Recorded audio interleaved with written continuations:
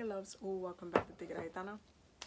My name is Abby, and tonight, we are going to be talking about Mercury Retrograde in Pisces, and also Mercury Retrograde for the rest of the year. A little bit, just a tad, just a touch of it for the rest of the year. So if you watched the monthly chakra healing videos, you know I already said that it went into the pre-shadow phase. It actually went into it yesterday. I kept saying today. It went into the pre-shadow phase yesterday. And the pre-shadow phase is really when it starts to commence, is kind of just going back energy, and you'll start things like kind of slowing down, and people focus on the main dates for Mercury retrograde, which starts the 16th, and then once it's already like they see, oh, it just went today, it just went, no, it starts its pre-shadows phase move into retrograde about 2 weeks beforehand. So it does take a little bit of time for it to kind of start its descent into the past in many ways. I wanted to talk about this with you guys just because it's important to kind of look at where Mercury is going to be for the year, and this is something that I do every year at the beginning of the year. I'm like, okay, what sign is it falling in? Like, what is it going to look like? What is the energy going to look like? When is it falling in? Like, what's going on with that? So for the rest of the year, Mercury is going to be retrograding in all of the water signs, and starting in Pisces, then in Cancer, and then in Scorpio. So it's a very water-esque energy, and it really deals and talks about emotional consciousness and how throughout the year downloads from different parts of our consciousness, on the emotional level, on the spiritual level, how they start to get implemented, how they start getting downloaded, how things just start to descend into our brains. And a lot of it can, some parts of it for the year is karmic, some parts of it for the year it is very much in the realm of trauma, and some parts of the year is on a very like project based, like are there some things you've been neglecting, are there some things that you have kind of pushed to the side that you needed to work on, but you haven't been working on for whatever the reason. Did you have a download idea that you've been meaning to work on, but you haven't, put in the work, put in the time into developing it, even though you know it's something that you want to do? Mercury retrograde brings the energy back in to be like, hey, can you revisit this? Maybe this is a good time to do so. There's 2 other retrogrades in the rest of the year and more in life, but hey, do you want to revisit it now? It also brings the energy of a lot of different other things, because we all know what Mercury retrograde does. Mercury does not, it's not a negative thing, and there's a lot of stigma around Mercury retrograde being very, like, oh, my ex just hit me up, oh, like people acting crazy, oh, like people, like all of these different things that people say about Mercury being in retrograde. But ultimately it's not a bad thing. It's a time for you to slow down and really like reflect. It's kind of like if you were on a marathon and you just kept running and you never took a water break, you're going to feel very dehydrated. You're going to feel like, what, you've been neglecting your body in the way it's been telling you, like, hey, okay, I get it, we practice, we can run, but I also need hydration. I also need you to pause, reflect, give me some life so I can continue moving you forward. And that's really what Mercury retrograde is, but it's with consciousness, and it focuses so much on consciousness. And for this year specifically, because it's in the water sign, it is emotional consciousness. So we're going to talk about a little bit what that means for each sign. Now, when Mercury is retrograding in Pisces, Mercury already went into Pisces today, and you're going to start seeing kind of that slowing down with Pisces energy. Mercury doesn't feel too comfortable in Pisces, to be quite frankly honest, but it's not like it still can't do what it needs to do. It's just that it gets a little bit mucky. Okay, and I'm gonna explain why. Mercury, because he is consciousness, and Pisces, because Pisces rules the subconscious mind, you're basically bringing into areas of the brain together at the same time for a whole couple of weeks. And it's just like,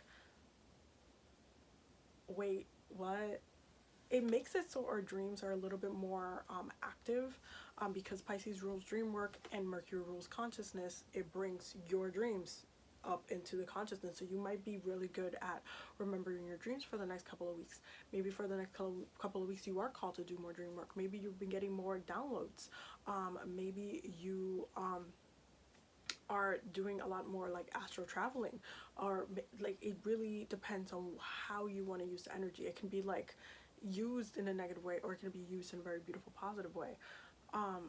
However, it doesn't always feel that good, because it's just like, wait, like I'm already like like I feel a little, it's almost like a little bit of a high feeling, like you just feel like a little bit like, what was that thought? Like I'm a little, because the subconscious mind is a very, it's almost like Play-Doh. You have to kind of shape it into something. It has to kind of take form for you to see what is going on. And Mercury is just like, wait, what's the message here? I just need to know what the download is where. The good thing is that because Mercury just has that consciousness and Pisces rules creativity, it does highlight creative works that maybe you've put on the back burner that you might want to work on. But it can get a little bit loose. Also, any substances taken during Mercury retrograde in Pisces specifically have like an extra little punch to it. It's like an extra days to it, because it's already like, you know, our consciousness is already a little bit like on the Pisces, like it's a little loose, that we are kind of moving from a different kind of vibe. Like it just feels like, okay, I'm just a little aired out. I'm just a little bit like, what? Like it's kind of like that. But it's great for creative works. It's great for any form of artistry, any projects that you want to get really creative on and really innovative on as well, because Pisces can really push it to make something a little bit more like more beautiful, more to that edge, that point where it needs to be. So it's a really good time to focus on creative projects and kind of feel your consciousness, your intention into creative projects, into a lot. And also because Pisces rules spirituality, it does bring and highlight spirituality as well. So if you wanted to you know, do a couple of different types of modalities, or maybe you wanted to start automatic writing, for example, this would be a good time to connect with spirit in different ways, in ways that you need tools to connect with them. Great time to do water elemental magic as well. It's really, doing, like, taking at least a weekly spiritual bath will really help take some of that like looseness off of you, because you'll be at one with the water. Really great time to also tap into your body, because we're like a really high percentage of water anyway, so you do want to kind of come back and give yourself that love, give your body that love, have mental consciousness within the water, within your body. It's very powerful. Doing a lot of charged waters as well, very powerful for this time. But ultimately, I feel like as Pisces season it tends to be a season that people can kind of get a little like, you know, I don't know if I want to experience this, I don't know if I want to get lost, or like, you know, even attempt to address that. Like I don't know if I want to, I don't know, because it just feels like you're walking into a fog, and it can be very beautiful. Again, what you find in the fog could be very beautiful, or you can really just get a little bit lost.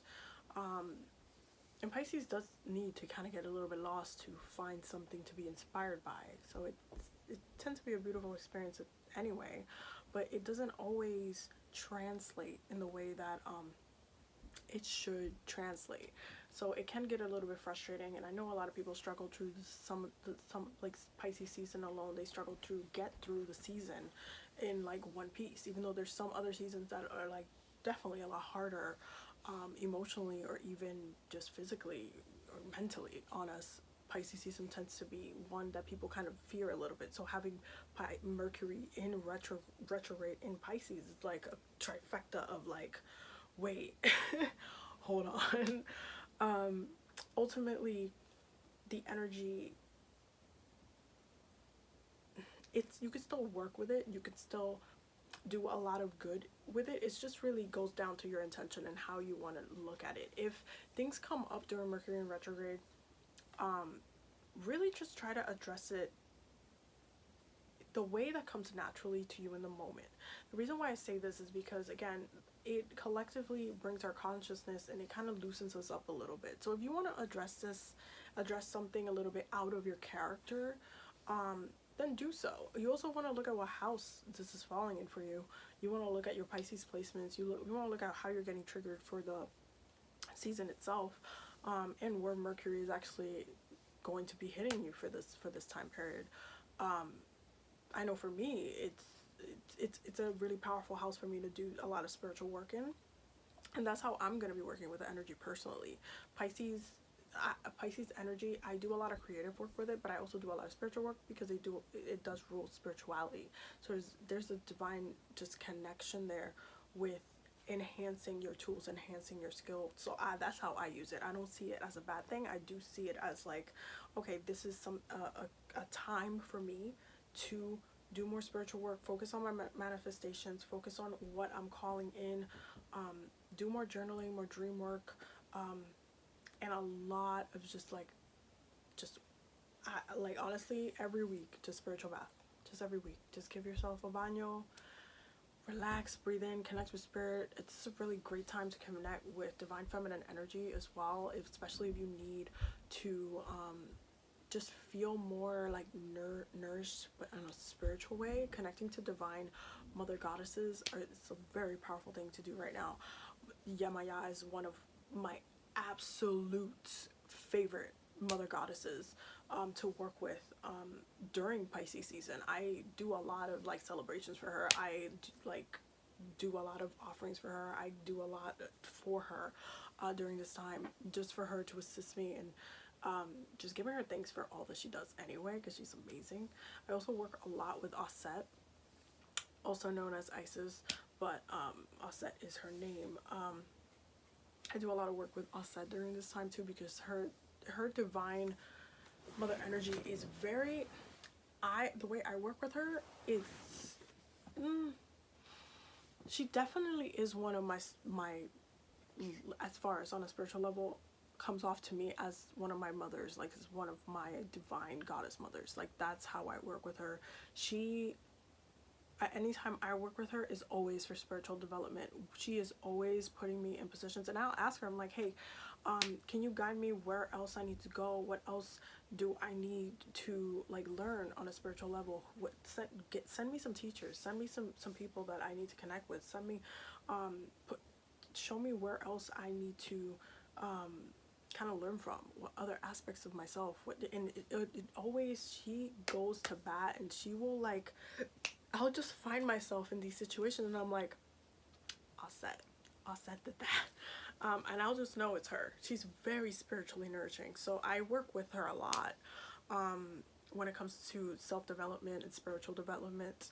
I know that like my Kemetic gods and goddesses, they want me to do a lot of sound healing this year, so I'm gonna see if I can get my certification. That's one of my goals for the year.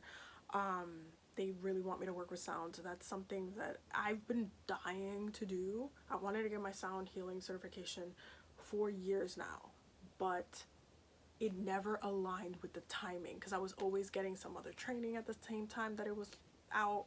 I was always doing something at the time that it was out, and I could never get it on the right time, and it was always like frustrating, because I'm like, oh, I really want to do this. I really want to have my sound healing, and I knew I was going to. It just wasn't the right moment. Last year, when I did some meditations, that's one of the things they told me for this 2020. I am going to get my sound healing certifications. So I'm going to be doing a lot more sound healing. I regularly do a lot of sound healing, but they want me to do it. So a lot of working with different tools and stuff like that. And I can't wait to incorporate that also in the YouTube and, you know, give you guys some of that healing energy as well. So I'm really excited. But that's one of the things that they're pushing me to this year. They being Sekhmet as well, because I work a lot with her. I work a lot with the Kemetic gods and goddesses. They're honestly one of my OGs. They work really fast too. That's one of the things that I respect about them so much. Like I ask them for something and I literally, within days, I'm just right there and I'm just like, oh, like they're very on the money, like quick. And I honestly feel like it's because not as many people work with them as in the past, like in ancient times. But also they do take care of those souls who were a part of their community at the time that they were. But they're still very much powerful and amazing and like just amazing. So I love working with them. They're really great for spiritual development, especially because that's what I did a lot. I was a high priestess in ancient Egypt. That's one of my things. So I was teaching a lot of different things. So I connect with them in that way where it's just like a free form, like, hey, I want to learn more. I want to do this. What else can I, like, guide me in this direction? And I really get that assistance. So yeah, if you want me to make a video on how I work with them, like a little bit more detailed, let me know. Just leave a comment down below and I'll try to see if I can make that video for you guys. But it's a lot about love energy, I would say. Now, continuing on with the rest of the year. And if you see me looking down, it's because I am always looking at my notes because I like to give you guys details and things. Okay, so continuing on. Mercury goes direct on the 9th of March 2020, and then it's gonna take till March 30th for Mercury to come out of that like post shadow phase. So you got to give it a little more time. By March 31st, April 1st will be clear and you'll be good to go. And I know that it's gonna be a little bit frustrating for some of y'all because March is like, we're ending the astrological year and March is Aries season, so it's like having Mercury still kind of lingering there like in retrograde. It's going to be a little bit frustrating for some people, but once April hits, you're gonna feel like that because Aries just starts kind of like like pushing you into like the next thing really quickly. So just use this time, because it's like about a 2-month period, to assess and get your things in order, and just kind of work through all of the things that you need to work through. I would start kind of journaling if I were some of you. I mean, I regularly journal. I regularly write down my goals every single month.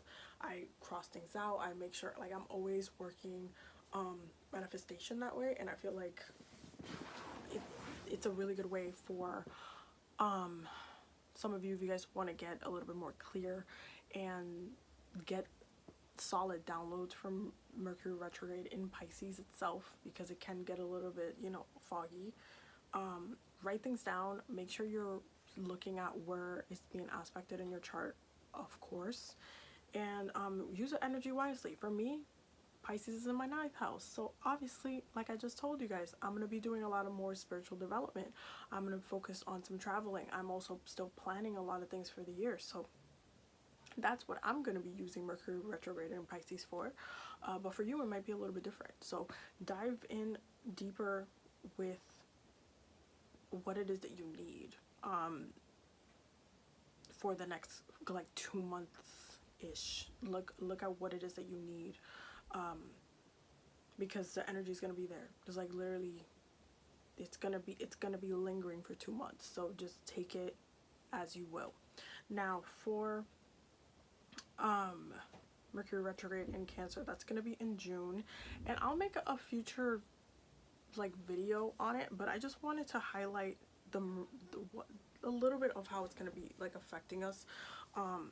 Mercury retrograde in Cancer and Mercury retrograding in Scorpio brings 2 different types of energies up into the surface, because Cancer rules emotional consciousness.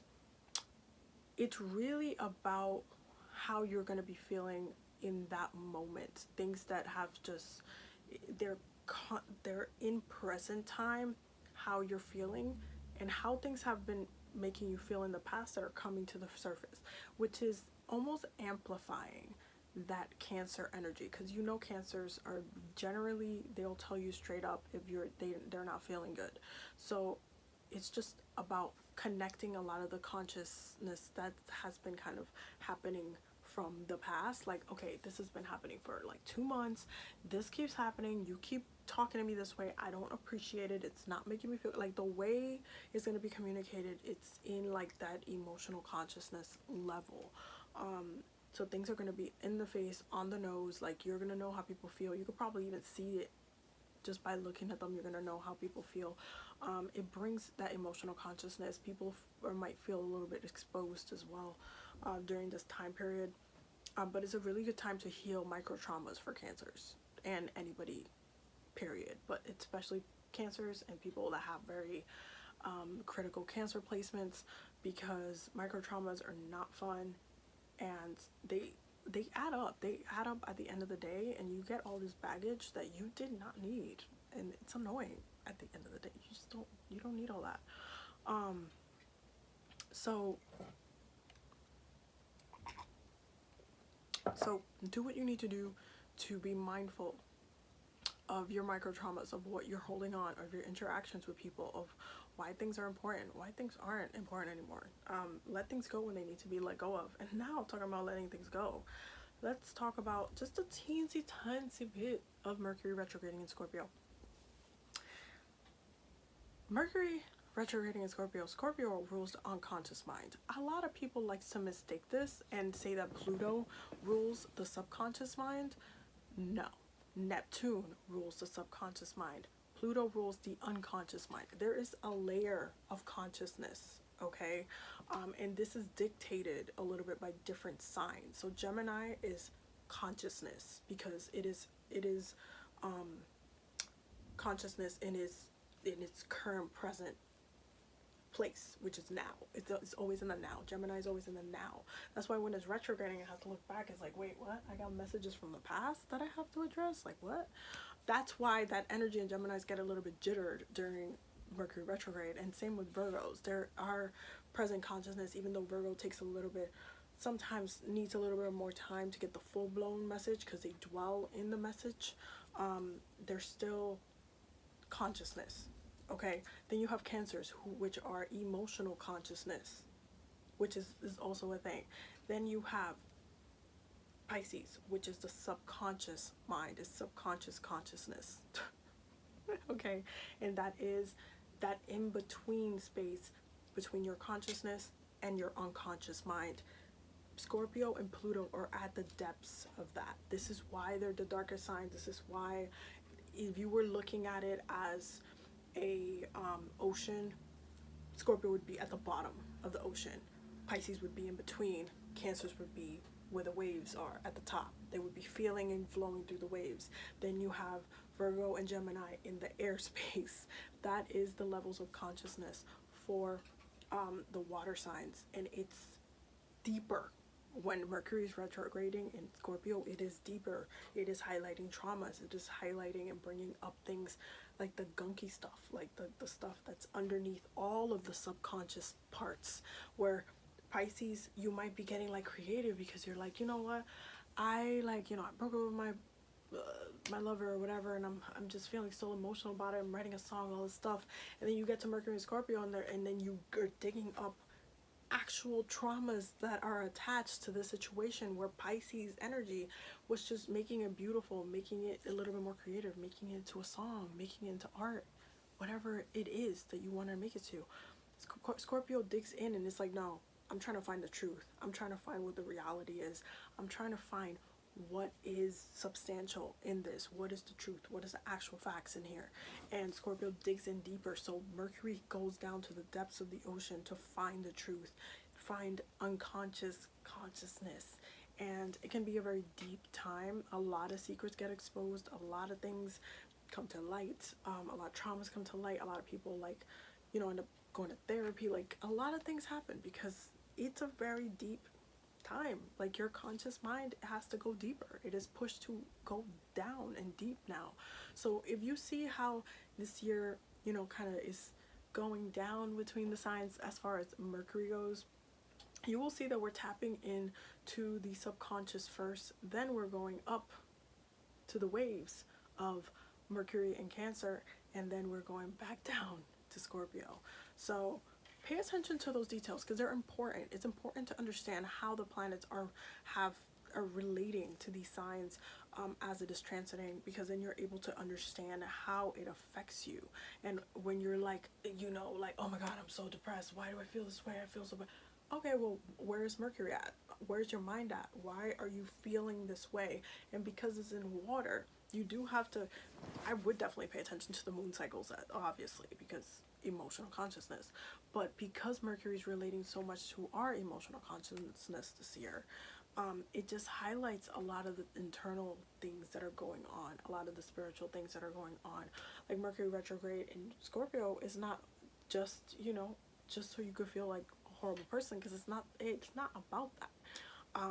It's a really great time to transform your mindset, to transform and elevate yourself to a different level, because Scorpio is such a transformative sign.